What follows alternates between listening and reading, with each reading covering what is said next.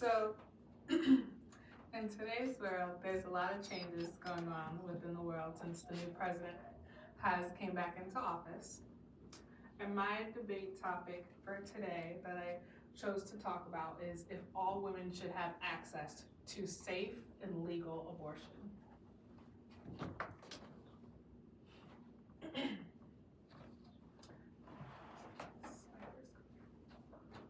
So, being a female, our body is subjected to more changes than the opposite sex from birth given. Some of these changes make us significantly different, and one of these changes would be menstruation. Menstruation, which can lead to ovulation. Women ovulate every month, and when we ovulate, we release eggs. Once your body begins releasing eggs, you can sorry, I didn't mean to laugh. You can become pregnant. And once you become pregnant, they're either wanted pregnancies or unwanted pregnancies. Regardless of the matter, you should have the ability to choose if you would like to bring a life into this world or not. Being pregnant can lead to many different things. Pregnancy and childbirth is extremely hard and in serious cases can lead to death.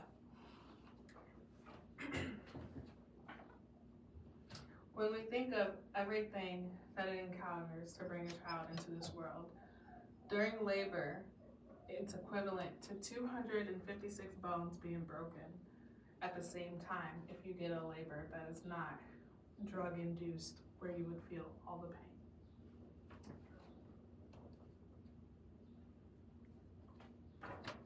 It's her body, her choice, so she should be able to choose and not be discriminated against if she wants to bring her child into this world. It's unethical to dictate what somebody else does with their own body.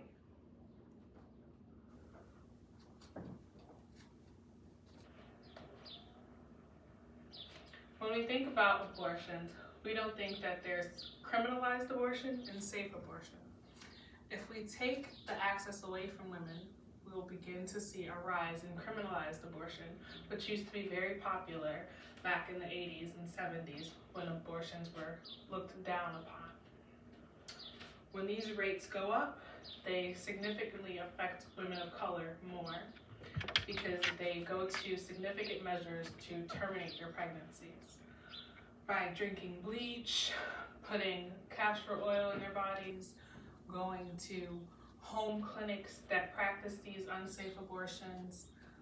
People want abortions for many different reasons. Rape, incest, intimate partner violence, severe illness in pregnancy, which even I've experienced.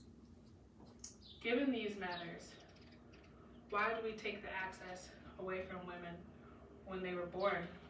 They didn't ask for these problems, but they came with the title of being a female. Back in the mid-18th century, abortions used to be a part of women's health care routine. It was something very common back then that sometimes miscarriage, abortion, all fall under the same tree. So if a woman chose not to have a baby, as long as there was no fetal movement at that time, it was safe and okay for them to do so. So debating back to way hundreds of thousands of years ago, when this was happening, why would we now today in 2025 take this away from women and they've had access to this whole time?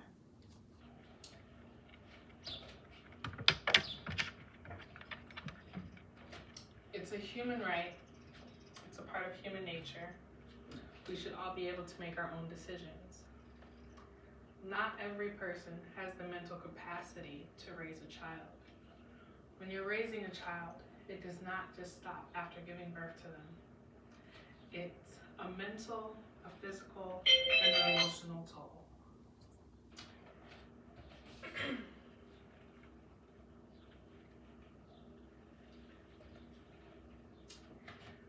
So yes, I feel like all women should have access to safe and legal abortion. If we have to stand up for the right for them to decide. It is not a decision that we should make for anyone else because we do not have to raise those children. it would lead to less children ending up being in foster care or abandoned because the mother is unfit. Her body and her choice to make that decision. And let people take the matter into their hand individually.